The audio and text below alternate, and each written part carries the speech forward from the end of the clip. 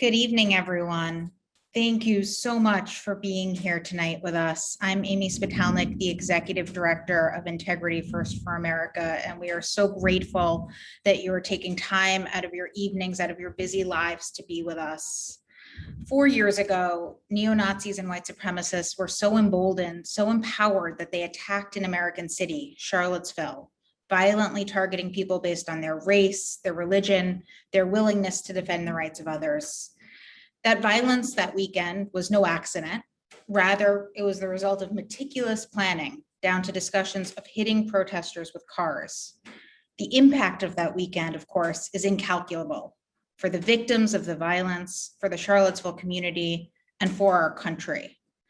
What we now know so clearly 4 years later is that the attack on Charlottesville wasn't an isolated incident, but rather it was a flashpoint, a preview of the cycle of white supremacist violence that's followed, not just from Pittsburgh to Poway to El Paso to the Capitol attack, but also in between with record level hate crimes, white supremacy amounting to, quote, the most pervasive and lethal threat to the United States, according to the federal government. But we're here tonight to remind ourselves and this country that we are not powerless. So many brave community members stood up for their community of Charlottesville 4 years ago, peacefully protesting against the hate that descended on their city. And so many continue to stand up today, making clear that we won't be silent and we won't be powerless in the face of rising extremism. At Integrity First for America, we're incredibly proud to be part of that fight. We're backing the plaintiffs in a landmark federal lawsuit against the 24 neo-Nazis, white supremacists, and hate groups that orchestrated the violence 4 years ago. Trial is just 2 months away in October in federal court in Charlottesville. Tonight, you're going to hear from incredible leaders from the Charlottesville community and from around the country who have stood up in the face of hate and made clear that it has no place in our communities and in our country. To start, I'm honored to welcome to the screen 2 Charlottesville faith leaders who are going to offer us opening reflections. Reverend Brenda Brown-Grooms from the New Beginnings Christian community and Rabbi Gutherz of Congregation Beth Israel, both in Charlottesville. Reverend, please join us now. Good evening. Thank you for having me. I'm honored to be among us all here. I've been thinking about several things. The first of which is that it is similarly important at this time in human history that we think together. As Isaiah says, come, let us reason together. And it's God who's asking peoples to come together and think about the issues of today. David Attenborough said of climate change, what we do now determines what the future will be. And of course, that sentiment has application not just to climate change, but to race relations and all of the important issues of our day. What we do now will determine what the future will be, not just what we might mosey to do a year or 2 from now, but the decisions that we are called to make right now will determine the future. I think it's important for us to remember that the American dream is just that, a dream. It is an aspiration. It has yet to be actualized on these shores. I would call to mind a conversation between Martin King Jr. and Harry Belafonte toward the end of Martin's life. He and Belafonte had a conversation, and Martin said, I am not sure that this country's majority culture will not betray the dream if it means that they can no longer be the majority. My people have been watching and waiting on these shores for at least 400 years, and that question is vitally important to us. Part of our role in the history of this country and the world is that we have been hope bearers. We have hoped where nobody else has hoped. We have believed in the American dream, known full well that it is not yet a reality, but hoped for the sweetness of what it offered, but we are looking and asking ourselves, will America, will the majority culture betray the dream? I look at August the 11th and 12th of 2017, and then I look again through the limbs of January 6, 2021, where the full price of the corrosive spirit of white supremacy was on full display. I was not surprised, saddened, but what we saw on our screens that day is what brown and black and people who are somehow labeled minority know is true of America. We know that there's a segment of this population that will kill, brutalize, destroy if it cannot have its own way. We know that that brutalization can pop up in an instant and destroy everything and anything in its way. And we have been those who have borne the brunt of that brutality. We know it's there just under the surface. And for the most part, our history has been that we have not been able to do much to forestall it. But we have come to the point now where we can no longer kick the can down the road. Time is up. We must now decide what we're going to do, because what we do now will determine the future, if in fact there is going to be a future.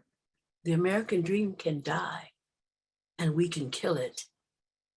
This lawsuit is so important because we're watching to see if one more time America will rise to the aspiration of who she is and be herself for all of us. Will the dream die, or will we kill it with inaction?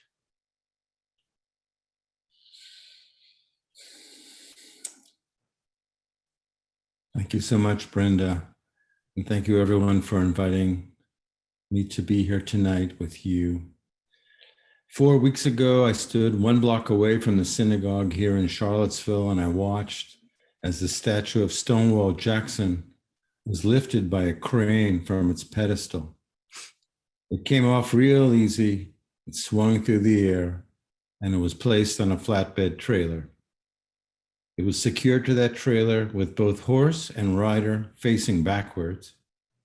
And then the truck pulling the flatbed trailer moved forward, dragging Jackson and his horse out of town backwards into history where it seems to me such symbolism belongs. Though that moment took a long time to arrive, and though we have endured the trauma and aftermath of the violence which was visited in our city, I felt a palpable feeling of relief to see that the public square that we pass each day on our way to work or pray was now an open space with an open future that hopefully will finally represent the values that we can share.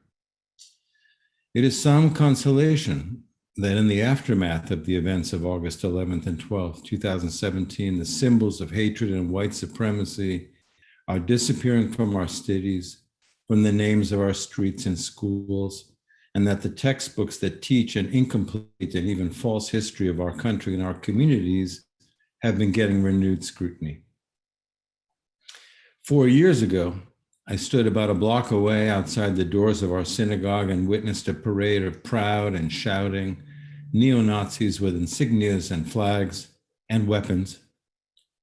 They were shouting chants and carrying symbols that harken back to the vicious, racist, and anti-Semitic ideas of the Nazi regime that inflicted such harm and destruction only 75 years ago. At the time, we were literally in shock. I had presumed that such ideas had been discredited once and for all in the aftermath of the horrors that had been wrought in their name. And to see them proclaimed again, brazenly and enthusiastically in the streets of America in 2017 was truly disorienting. What was not surprising, unfortunately, was to see the violent acts, which are intimately bound up with their violent ideas, carried out in the streets of our city.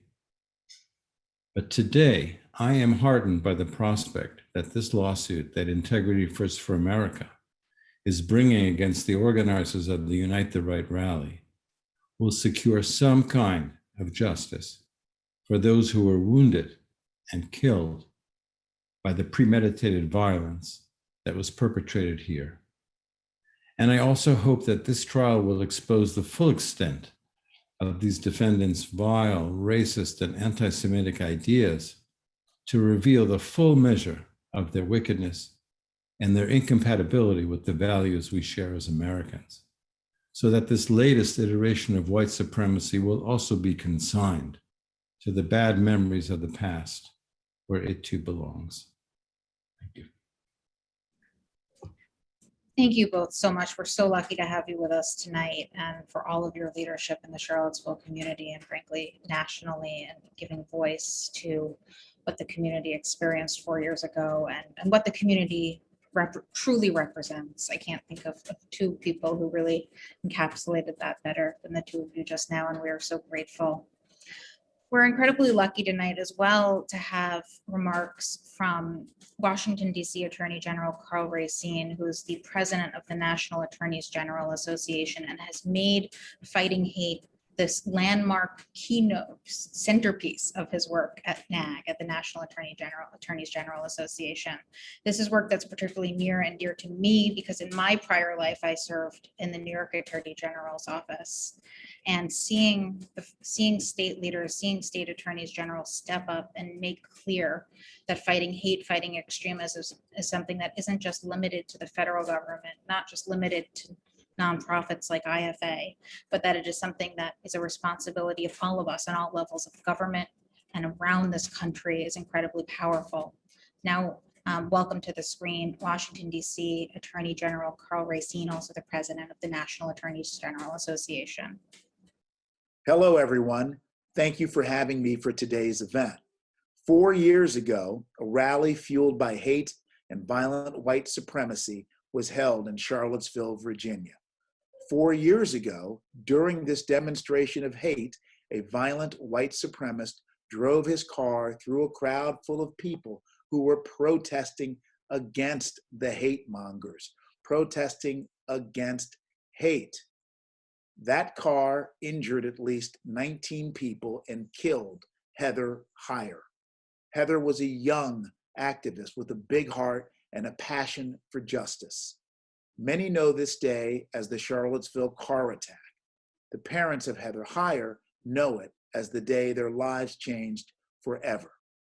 Earlier this year, I had the privilege of meeting Heather's mother, Susan Bro, who spoke of the profound and lasting impact of hate on both individuals and communities.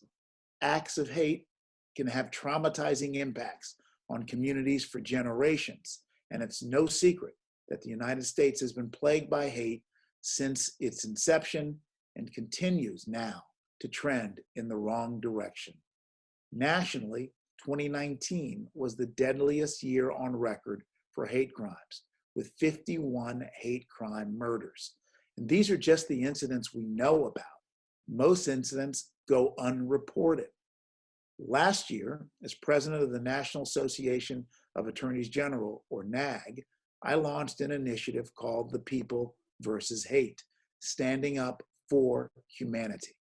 I'm working to elevate the national dialogue on this issue and find bipartisan solutions to increase our understanding of hate, prevent hate from taking root in our communities, and support those who have experienced hate. The only way we're going to effectively stand up against hate is if we recognize our common humanity. Whatever your profession, age, race, gender, or creed, we all have a responsibility to prevent hate. And I hope you'll stand with me and commit to taking action. Thank you. Of course, we are incredibly grateful to have his support in this effort and for his leadership in making the fight against extremism, the fight against hate, a centerpiece of his work and of the National Attorneys General Association's work. For me, I know that the most incredible part of this job is getting to know the brave leaders, the brave activists who survived the unthinkable 4 years ago and who have taken the trauma that they and their families experienced and have channeled it into fighting hate, into searching and struggling for accountability and justice. And I'm so honored to welcome to the screen 2 leaders who have really embodied that, who have taken the trauma of 4 years ago and channeled it into good. First, I'm so proud to welcome to the screen Susan Bro, the president of the Heather Heyer Foundation and Heather Heyer's mother, as well as Elizabeth Sines, one of the plaintiffs in our lawsuit, who was a second-year law student at University of Virginia at the time. And I'm incredibly honored to have the 2 of them with us here tonight. Susan, I will pass it to you now. All right, can you see me okay? We can. Thank you. I dread this week every year, of course, now for the last 4 years, but it is survivable because I know that Heather's death was not in vain. It was a calling out to white America to say, snap out of it. You are not that special. Hate will come for you as well. And I'm embarrassed to admit, after listening, especially to Reverend Grooms, that white America in general was not paying attention. And so here we are. Although I'm not a plaintiff in this trial, I'm very pleased to see that this trial is happening. The leaders need to be held accountable for their actions.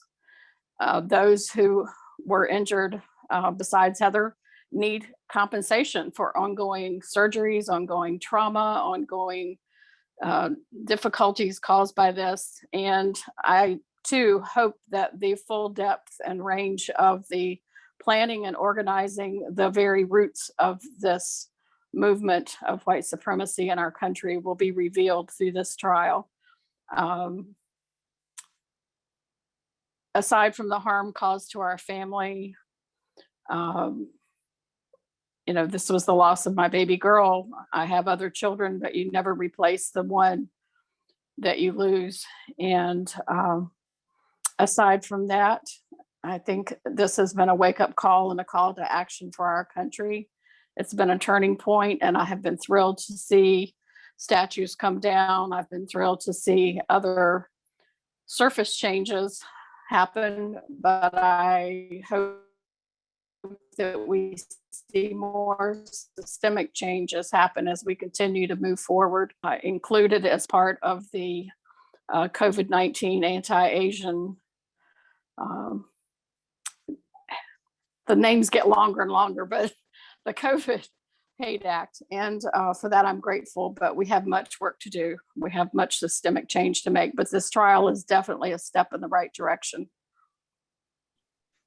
Thank you so much, Susan. And I know that we and all of the plaintiffs are so honored to have your support and so grateful for your leadership in not just fighting for justice for Charlottesville, but of course, fighting to protect people against hate around this country, including with the legislation that was just signed into law a few months ago. And that I hope will be another crucial step in the fight for justice and the fight for accountability. I mentioned earlier that we are facing record level hate crimes in this country. Oftentimes attacks like what happened in Charlottesville, like what happened at the Capitol, capture the national attention as they should, but it's important that we not lose sight of the hate crimes that are happening each and every day in this country, targeting communities in states, in each and every state, just for what they believe, what they look like, and their willingness to defend the rights of others, which is the very same hate that, of course, we saw 4 years ago during Unite the Right. Liz Sines is one of the plaintiffs in our lawsuit, and as I mentioned, was a second-year law student at the University of Virginia when the violence unfolded, bravely stood up with her classmates and her community to speak out against hate. And we are just so incredibly proud to support Liz and her fellow plaintiffs in this lawsuit. I know every time I get to hear Liz speak, it's both gut-wrenching and inspiring. And I know that we are incredibly not just proud to support you, but lucky to have you. So Liz, please. Thank you so much, Amy. 4 years ago, I watched in horror as Nazis swarmed my campus, spewing hatred and inflicting violence upon any UVA student and Charlottesville resident they found in their path. The next day, I watched as they continued this terror throughout downtown Charlottesville. The memories from those 2 days will undeniably haunt me for the rest of my life. I will never forget what it was like to watch Nazis march on a campus that I called home. I will never forget watching them attack my fellow students or the feeling of running for my life through streets I had walked with friends and family countless times before. I don't think anything can ever really prepare you to witness something so horrific. Watching your home be overrun by people who wish to cause as much harm and wreak as much havoc as possible. I remember feeling so helpless, so angry, so frustrated, and so scared. Not long after, I joined this lawsuit, and while those feelings didn't dissipate, I felt like I had finally found a way that I could move forward. I felt like a piece of me could heal.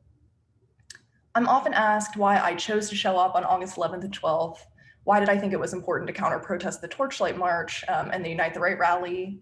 The next question is always why I chose to join this suit. The answer to those questions are the same.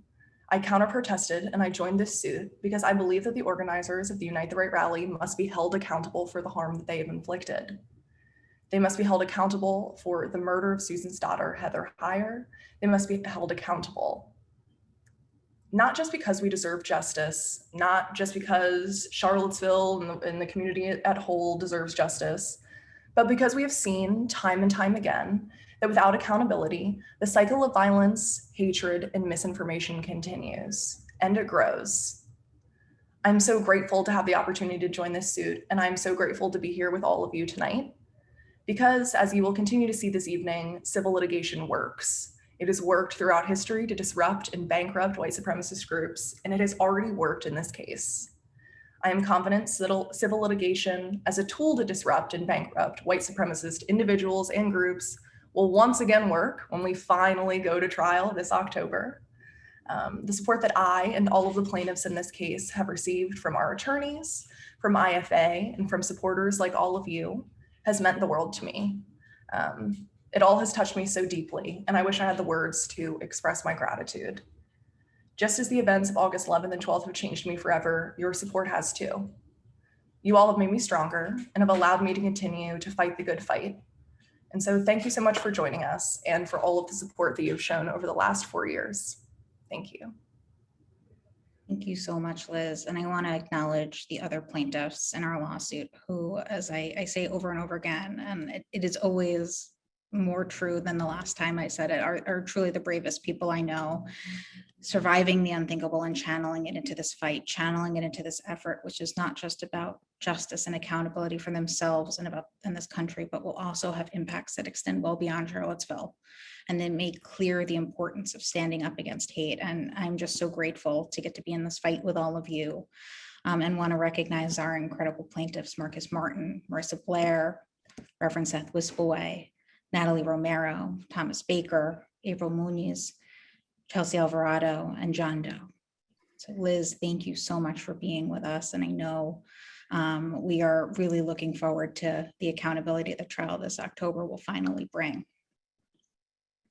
Of course, as we've talked about tonight, what happened in Charlottesville wasn't an isolated incident. It was really a flashpoint in the rise of extremism. And the stats sadly all back this up. We know that, of course, hate crimes are at record levels, that the federal government has labeled white supremacy the most pervasive and lethal threat to this country, that domestic terror is at the highest ever level since 1995, the year of the Oklahoma City bombing. What happened 4 years ago did not exist in a vacuum, but really previewed the cycle of extremism and was part and parcel of this rise in hate and violence that has plagued communities around the country in a variety of different ways. At IFA, we're incredibly honored to partner with the Edl Center on Extremism, which does incredible research and incredible work tracking and holding to account these extremists around the country. And we are also, of course, so grateful to have the ADL support in this lawsuit in a variety of different ways. Joanna Mendelson, of the Edl Center on Extremism, is someone I'm so lucky to join on panels and events. So often we probably can't count it anymore, but it's particularly meaningful to have her with us here tonight to share a bit more about how Charlottesville fits into that cycle of violence and why it's so crucial to bring those responsible to justice. Joanna. Thank you so much, Amy. 4 years ago, the world watched in horror as hundreds of torch-wielding white supremacists and far-right extremists descended on the University of Virginia campus. The following day, violence erupted in the streets of Charlottesville. Edl Center on Extremism identified this as the largest and most violent public assembly of white supremacists in decades. But what happened in Charlottesville, as Amy noted, served as a preview of the current extremist landscape, an inflection point in our country, and a harbinger of things to come. 3 important themes emerge against the backdrop of Charlottesville. The first is the understanding that an extremist minority emboldened by conspiracy theories and disinformation can have an outsized impact on our nation. The putative impetus for the Unite the Right rally was the removal of the statue of Confederate leader Robert E. Lee. However, those who marched in Charlottesville were largely motivated by a far more complex white supremacist rage against demographic change and globalization, fueled by the belief in the conspiratorial concept of a white genocide. American white supremacist ideology is predicated on a desire for a white nation and a worldview that sees immigrants, asylum seekers, and refugees as enemies who are intent on changing their culture. Their anger towards outsiders or the other is a way of simplifying complex social and economic phenomena. For all of this, they blame the Jews. They see Jews as their ultimate enemy, responsible for a world conspiracy that includes open borders, multiculturalism, and globalism as strategies to engineer their extinction. This dangerous belief informed the extremists who perpetrated the attacks in Pittsburgh, El Paso, and Poway. This dangerous belief echoed under the light of the tiki torches in Charlottesville as the white supremacists marched chanting, "Jews will not replace us." And the broader impact of this ideology is notable. In the past 10 years, white supremacists have been responsible for 58%, or more than half, of all domestic extremist-related murders in our country, making them by far the decade's deadliest extremist movement in the United States. The second theme is the crucial role our leaders play using their collective bully pulpit to create and enforce guardrails of what is acceptable in our society, drawing clear boundaries based on shared values. The lack of definitive moral leadership to immediately, directly, and vociferously denounce hate creates a vacuum and further emboldens bad actors. Even more egregious is when leaders use their megaphone to further inflame the division within our country and equivocate on what should be clear denouncements of hate. My team on the Center on Extremism and I are acutely aware of the underbelly that exists within our nation. And I can tell you, extremism thrives in times of chaos and division. And finally, we cannot underestimate the role of Sines v. Kessler and the role that it has played and continues to play in holding the architects of Charlottesville accountable for their actions. Accountability is one step in the direction of progress. There is no single answer or cure to the threat we face today, but at this moment, we must seek solutions from the whole of society, including government, private, and nonprofit partners. We need to engage legislative, legal, tech, law enforcement, and community partners as part of a wider response. Integrity for America's lawsuit is an important prong in this response effort. It sends a powerful message that Americans will not give in to violence and hate. That is why ADL is so proud to be a partner in their trailblazing efforts of IFA as a financial backer and a fierce public advocate for the legal efforts, and also in our role providing expertise on extremist groups and advising on security-related matters. When IFA takes on these violent neo-Nazis and white supremacists this October, ADL will be sure to be there.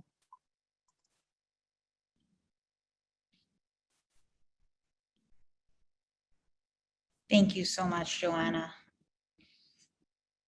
Now, Joanna talked about the importance of accountability. I think at a time when accountability has been so sorely lacking for so many reasons over the last few years, this lawsuit really is the only legal effort at the moment taking on the broad leadership of this movement, holding them accountable.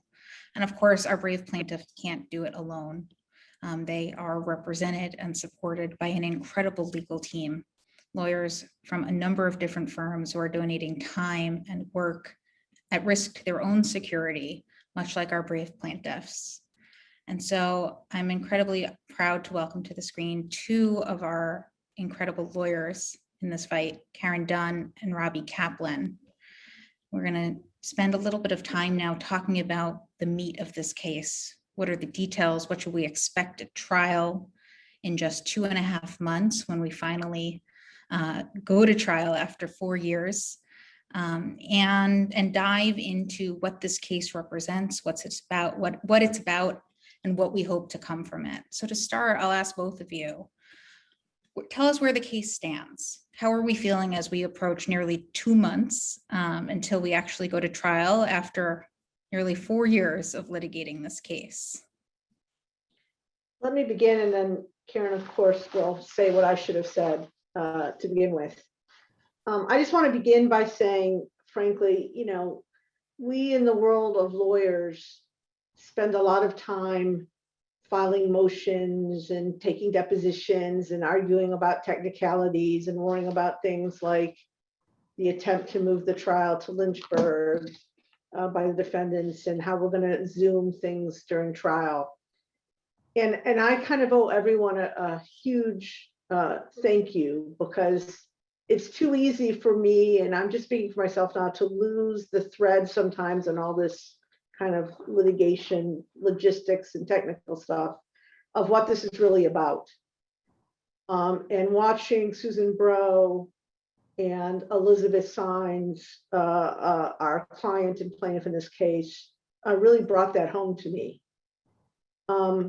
We have been enormously successful on the law in this case. But what will happen at trial, which, as Elizabeth says, is set to begin at the beginning of October, and we have every reason to believe will go forward, is that this case is about the facts.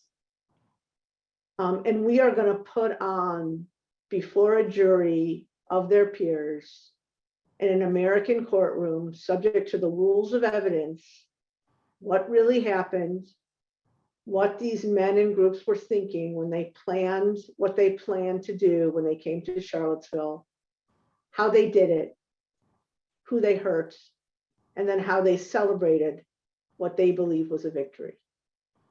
And while there's been a lot of publicity and there's a lot of craziness, of course, going on in the world today, like the Reverend and the Rabbi, I believe it is so important for the American people to actually hear it and see it, albeit under COVID, maybe by video, with their own eyes of what really happened. So, Karen, again, will correct me or say what I missed, but I'm just so proud to be in this moment. I'm sorry it took so long. The legal system takes a long time, and COVID certainly didn't help. But I'm so glad that we're at this moment, and I'm so honored to be able to put on this trial with Karen and our colleagues in Charlottesville this fall. Yeah, so thanks so much, Amy, and thank you to everybody. I want to start by echoing what Robbie said, and to say directly to Susan and to Liz and to our plaintiffs and to everybody who has supported this suit, where do we stand 2 months out? We stand very ready to go to trial. We have an incredible legal team that you can't see here. Robbie and I do not work alone. And just as she and I are so proud to represent you, so proud to make sure that a jury in the Western District of Virginia is equipped with the facts to deliver the only verdict consistent with the evidence that we will show in this case. Just as we are so proud to do that, so are many of your other lawyers and members of the legal team who are fighting day in and day out to make sure that we properly present this case. And so, 2 months out, we are, day to day focused on the facts of what happened, how to best present them, how to make sure that every bit of evidence is put together in this case that will do justice to what happened and that will explain to people who come to listen to what happened here, how all of the facts are connected. This is fundamentally a conspiracy case.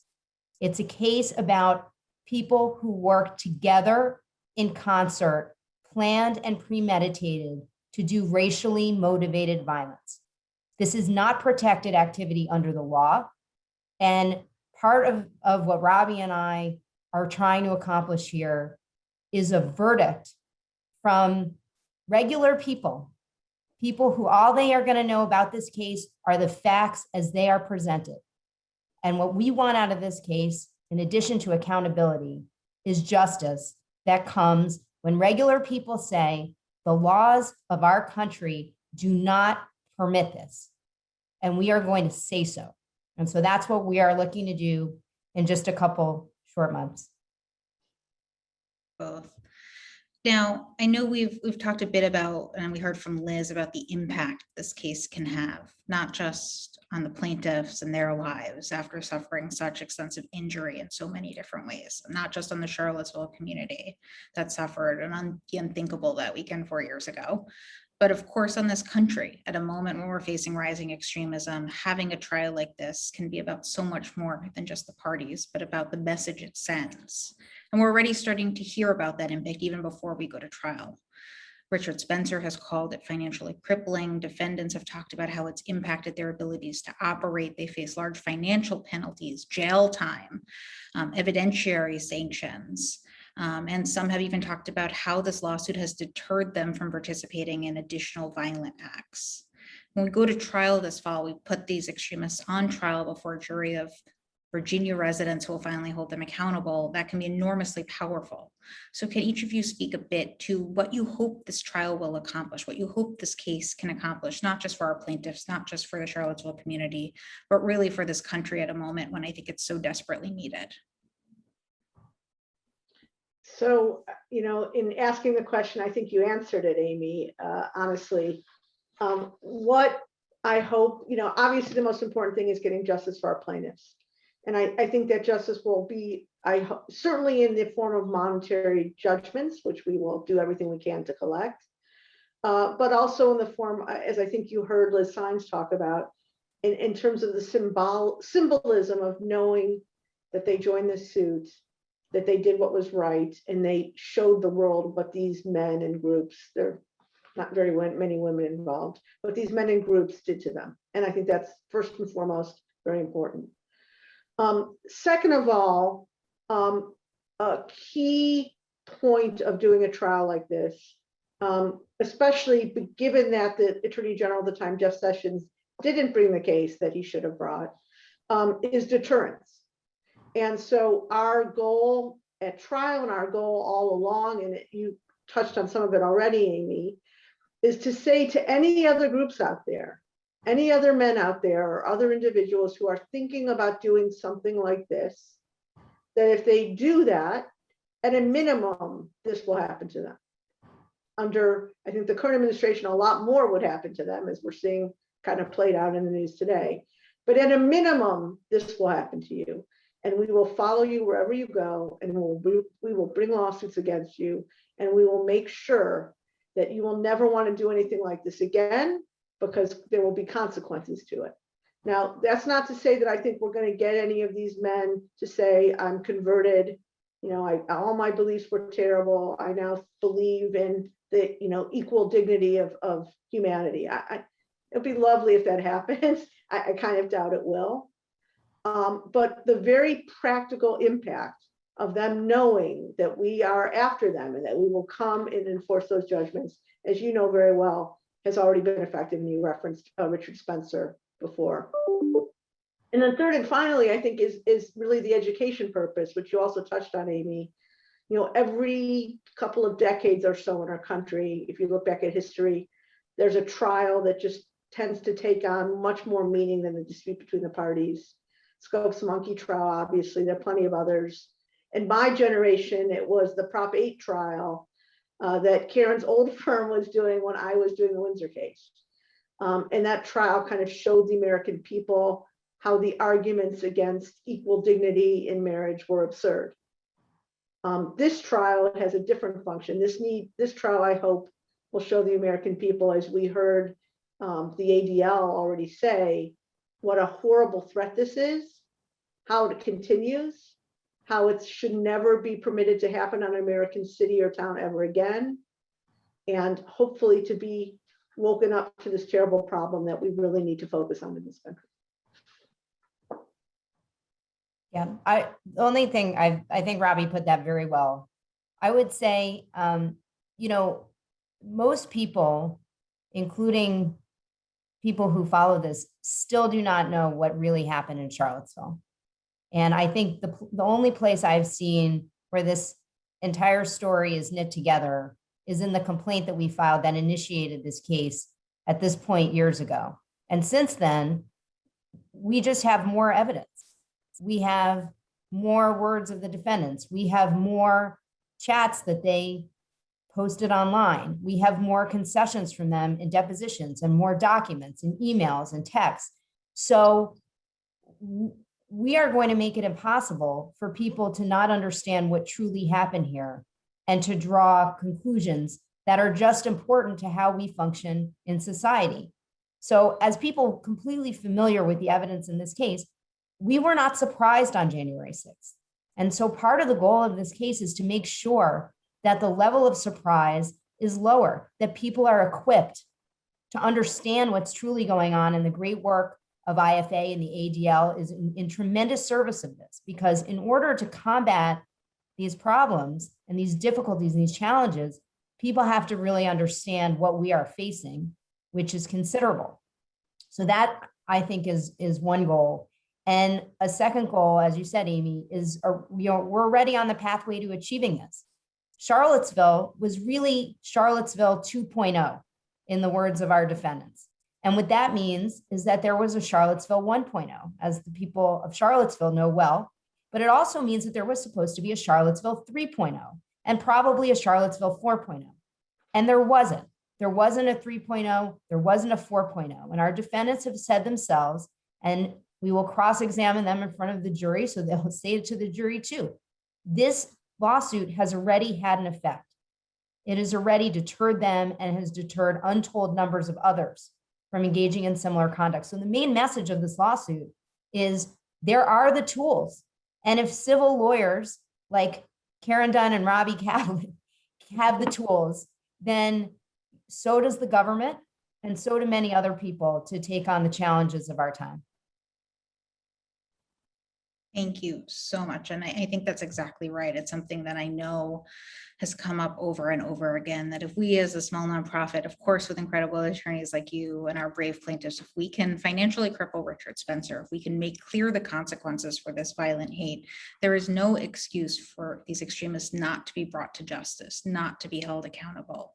And this lawsuit makes it crystal clear, not just as it relates to what happened 4 years ago this week, but of course, the cycle of violence that followed. And we hope that this isn't just about the accountability and justice Charlottesville and our plaintiffs so deserve, but also serves as a model for accountability and justice moving forward, which we're already starting to see.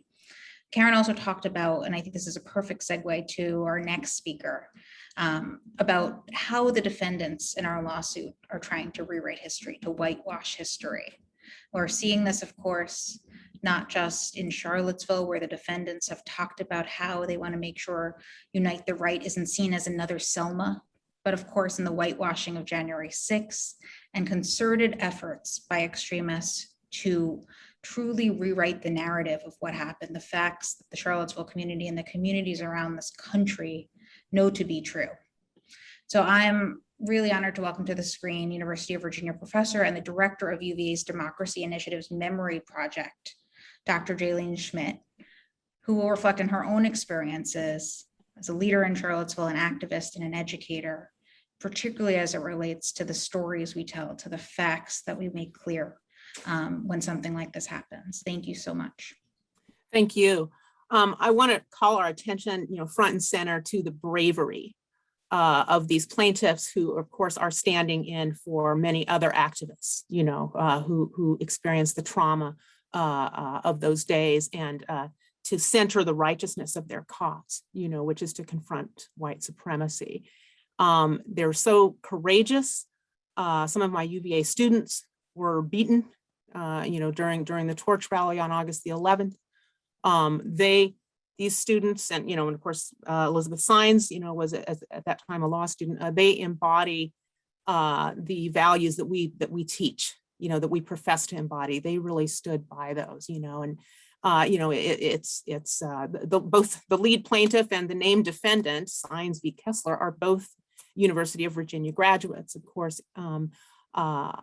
embodying just contrasting values of democratic accountability versus fascism and the desire for a white ethno-state. So, and I'm glad you mentioned Selma, because I often invoke the Edmund Pettus Bridge when I talk about this, because and the tendency to rewrite history. I teach about social movements, and this sort of thing. And the importance of Sines v. Kessler is that it preserves for posterity a factual record, a factual account of what happened. So I want to ask the audience if you can kind of dial your mental clock back about 4.5 years, and ask yourself, when was the first time that you became aware of an individual named Richard Spencer, or of an organization called the Proud Boys? All right. So before these individuals and organizations became a household name, activists, not just here in Charlottesville, but in many places, recognized a looming fascist threat. And I use the F word deliberately. These are self-described fascists. They are against democratic principles. They are not honest actors within our political conversation, and they shouldn't be validated as such. This was never a First Amendment rally. They meant to do violence. That's what they were here to do.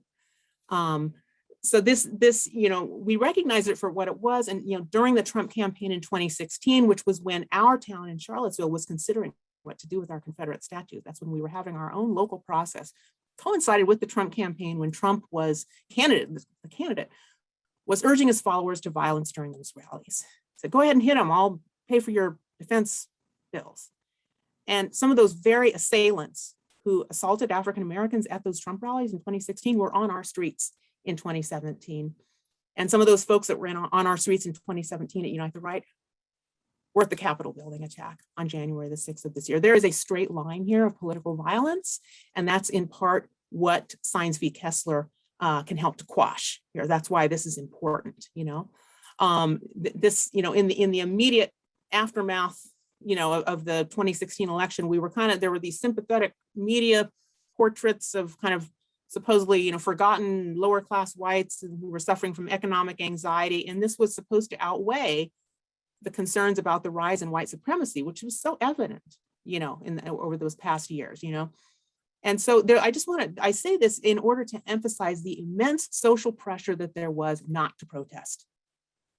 There's never a right time to confront white supremacy. And there are always very reasonable people, your friends, your neighbors, your teachers, that, now isn't the right time. We really should put that off. And, why don't you just wait? Or why don't you go to this diversionary activity over here instead? There were legacy civil rights organizations and civil liberties institutions that were telling us, don't protest, you're just giving them oxygen. And, unfortunately, a lot of our local leaders, UVA and the city of Charlottesville, took their cues, from that advice. Just ignore them. That's not a strategy. And these plaintiffs here knew it wasn't a strategy. They knew that they had to stand up. Not everybody can or should be out in the street. There's lots of ways to confront white supremacy. That's just the tip of the spear, but they wanted to be there. They have an integrity, and for their trouble, they were, they were assaulted by white supremacists, but also there was a certain skepticism, among some of our community members, some of our leaders. And so this in the aftermath of the attacks, the local prosecution wasn't always very strong. It wasn't very strong. Federal prosecution was somewhat better, going after conspiracy charges, but these criminal prosecutions didn't always work so well to our liking.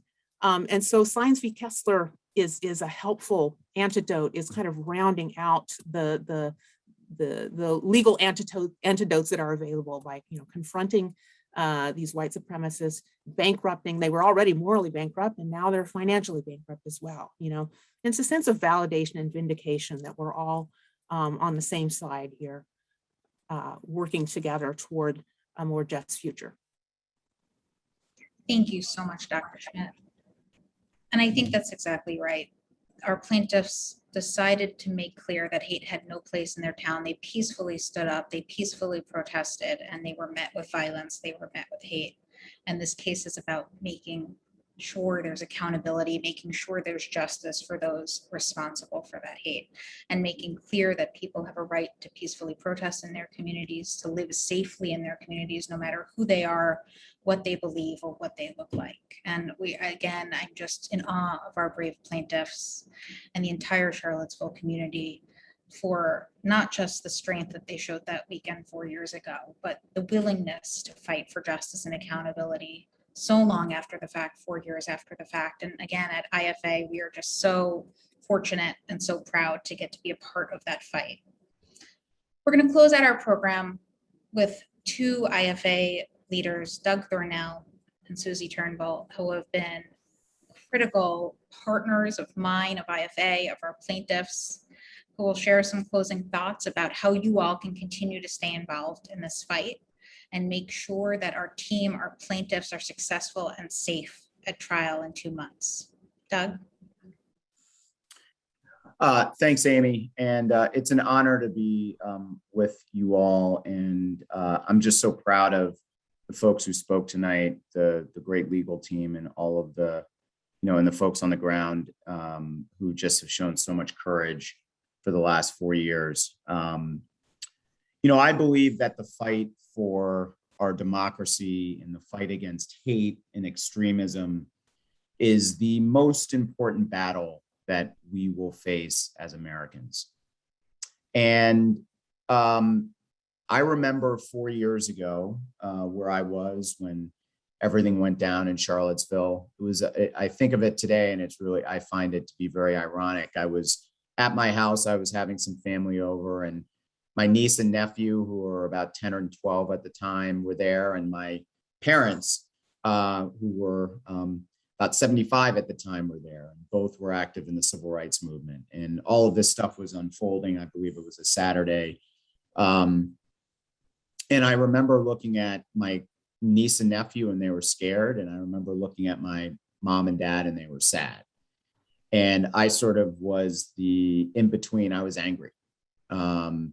And I wanted to figure out a way that I could turn that anger into something positive. And I remember I met Susie at some event, and she told me about what she was doing. And she told me about the cause and IFA. And, I think I said in not so many words, I want to be helpful, sign me up. And, I was lucky enough to be asked to be a board member. This is a real opportunity for us to take a stand and hit these folks where it hurts in their pocketbooks so that they can't organize events like this ever again. There's so much we can do between now and when the case starts, and so much has been done. But one of the things that I would ask of everyone on this virtual call is just help us to amplify the work that IFA is doing.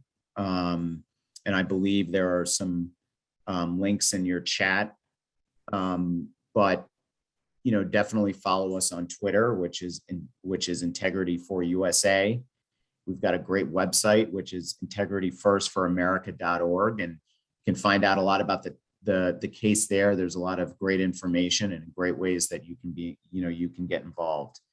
And so, I want to thank everyone who jumped on this really important conversation. I want to thank Amy for her leadership, her courageous leadership.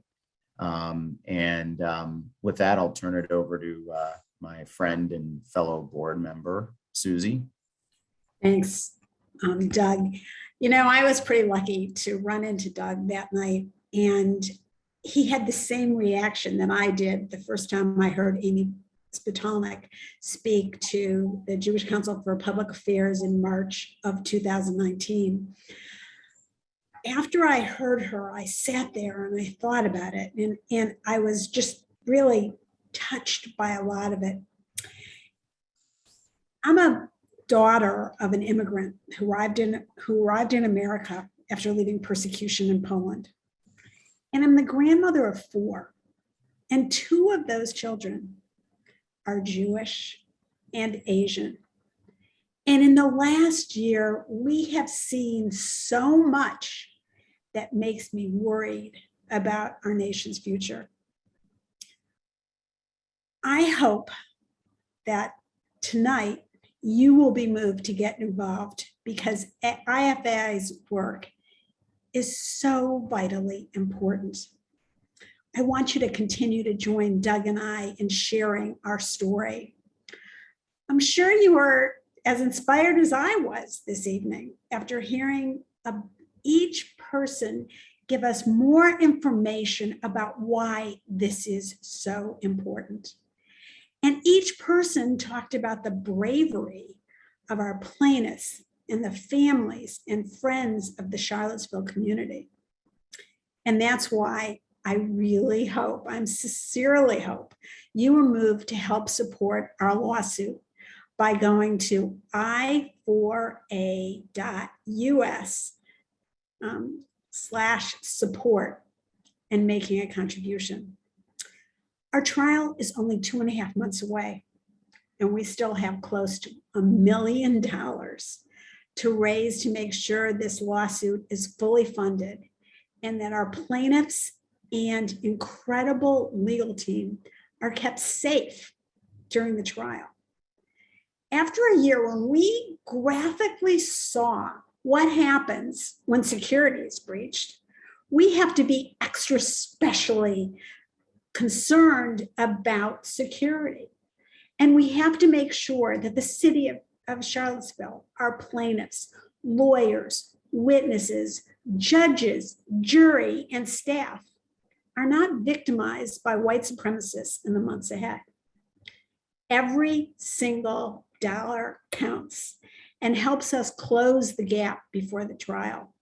So please, from the bottom of my heart, I'm asking you, consider giving whatever you can. i4a.us/support. It's also available in the chat box on the right side of your screen. We can do this. The people who spoke tonight deserve us to do this, and we can really make a difference. So thank you for being part of IFA and joining us for this such an important session tonight. Thank you so much, Doug and Susie, and all of you for taking the time out of your busy lives to join us tonight. Particular thanks to our speakers in Charlottesville and around the country who joined us to not just remember, but to really make clear that the fight ahead is doable, it's possible, and it's crucial, and we can't do it without you. I'm the granddaughter of Holocaust survivors myself, and I think that in this moment, it is easy to feel powerless and helpless. But the work that we are doing, the bravery of our plaintiffs, the tireless fight of our legal team, and frankly of the Charlottesville community in making clear that hate has no place there and no place anywhere, has given me so much hope. And in a moment like this, when we are facing such darkness and such hate, the ability to use our justice system to make clear that there are consequences for this sort of violent hate, means everything. We are already seeing that accountability in this case. And when we go to trial in just 2 months, it will be made crystal clear, not just for Charlottesville, not just for Virginia, but for this entire country at a moment when it's sorely needed. So again, thank you all so much for being here tonight. If you can, please support our brave plaintiffs by going to i4a.us/support. A ton of links in the chat. And I'm sure we will be following up with you as well. Please don't hesitate to reach out to us with any questions. And we really look forward to keeping you updated throughout this trial, just 2 months from now. Thank you all so much. Again, have a wonderful night and stay safe out there. Good night.